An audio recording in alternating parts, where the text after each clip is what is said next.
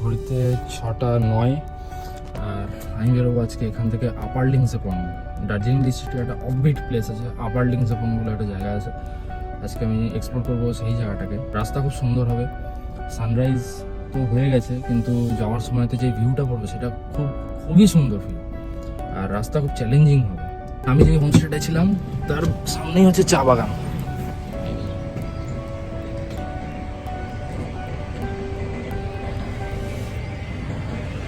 এটা হচ্ছে বিহার মোড়। বিহার মোড় থেকে লেফটে নিতে হবে, নিয়ে পানিঘাটার রাস্তাটা নিয়ে নিতে হবে।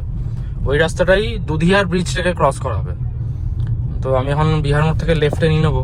মনে রাখতে হবে এই যে ফ্লাইওভারটা, এটা যেখানে শেষ হচ্ছে তার ঠিক ডান দিকেই একটা কাট আছে। ওই কাটটা নিয়ে ওইটাই হচ্ছে পানিঘাটা যাওয়ার রাস্তা। এই যে সাদা গাড়িটা ঢুকছে দেখলে, এটাই হচ্ছে ওইদিকে যাওয়ার রাস্তা। এই যে এটা হচ্ছে ওইদিকে যাওয়ার রাস্তা।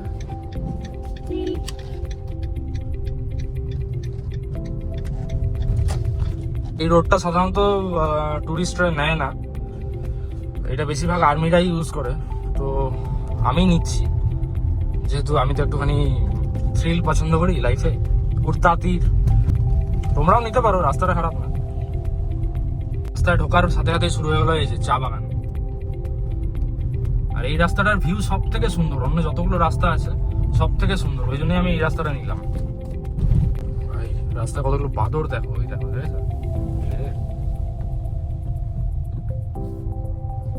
যদি পড়ে গেল গাড়ির সামনে।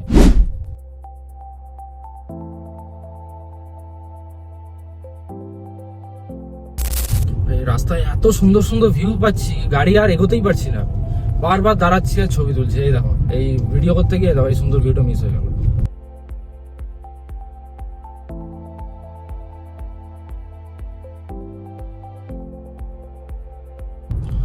তো যদি দুধিয়ার ব্রিজ যেতে হয়, এখানে একটা রেস্টুরেন্ট আছে, এটাকে তোমরা ল্যান্ডমার্ক করে নিতে পারো। এই যে এই রেস্টুরেন্টটা, এই রেস্টুরেন্টটা, এখান থেকে তোমাদের রাইট নিতে হবে, যে দুধিয়ার ব্রিজের দিকে যেতে হয়। আর সোজা চলে গেলে নেপাল বর্ডার। এই যে রাইট নিয়ে নিলাম, এদিক দিয়ে এখন সোজা যেতে হবে অনেকটা।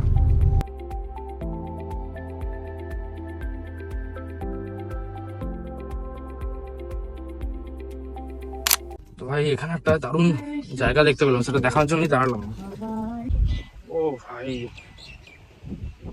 কি ভিউ!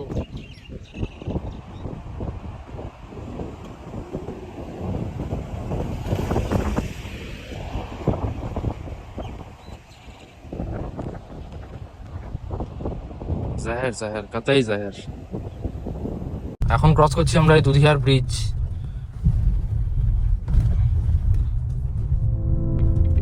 তো দুধিয়ার ব্রিজ ক্রস করার পরে এখন আমরা যাব হচ্ছে পশুপতি ফটক, যেটা নেপাল আর ইন্ডিয়ার বর্ডার।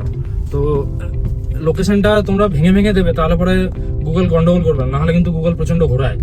তো প্রথমে দেবে দুধিয়ার ব্রিজ শিলিগুড়ি থেকে, তারপরে দুধিয়ার ব্রিজে পৌঁছানোর পর পশুপতি ফটক, তারপরটা এরপরে বলে দিচ্ছি পশুপতি ফটক থেকে কি দেবে।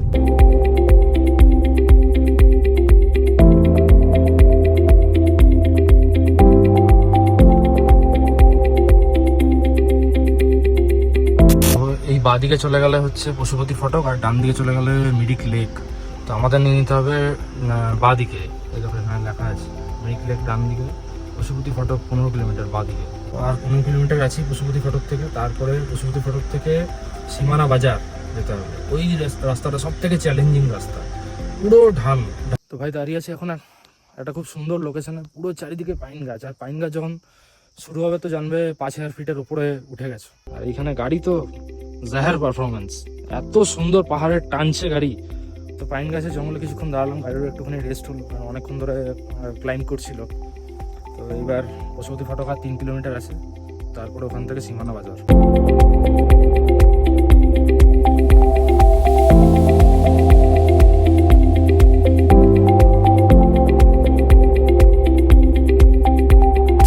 তো ভাই অনেকক্ষণ ধরে ড্রাইভ করলাম, তো একটা খুব সুন্দর জায়গা দেখতে পেলাম, তাই নামতে হচ্ছে একটুখানি। নামি তাই তোমাদেরকেও দেখাচ্ছি জায়গাটা।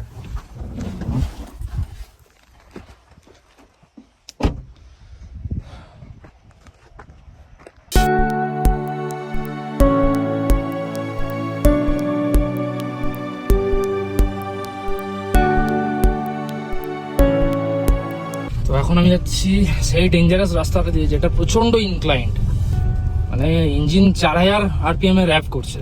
ফার্স্ট গিয়ারে ফেলে নামাতে হচ্ছে ইঞ্জিন ব্রেকিং দিয়ে, কারণ পুরো ব্রেক অ্যাপ্লাই করে নামালে পরে ব্রেক প্যাড হিট হয়ে যাবে, নিয়ে ব্রেক ফেল হওয়ার চান্স থাকে, মানে ইঞ্জিন ব্রেকিং দিয়ে দেওয়া। দেখতে পাচ্ছি ইঞ্জিন 4000 RPM এ র্যাপ করছে।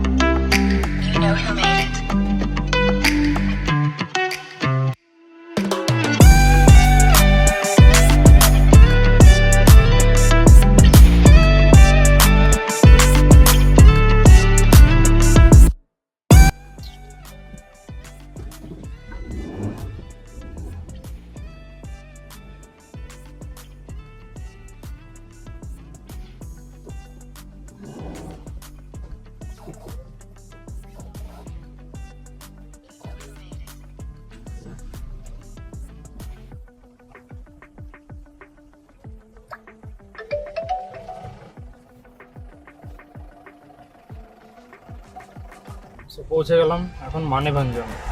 11 কিলোমিটার রাস্তাকে এত ইনক্লাইন্ড 3 কিলোমিটারে শেষ করে দিল।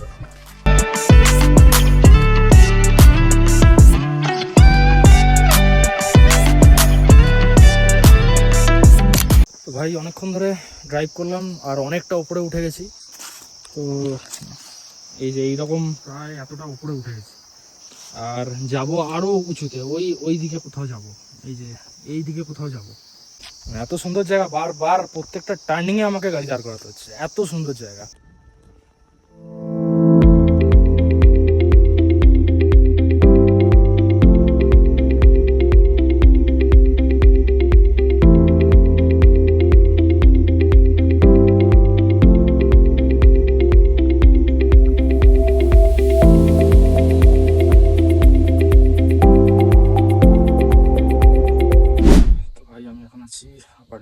ফুলসোল হোমস্টে বলে একটা হোমস্টেতে।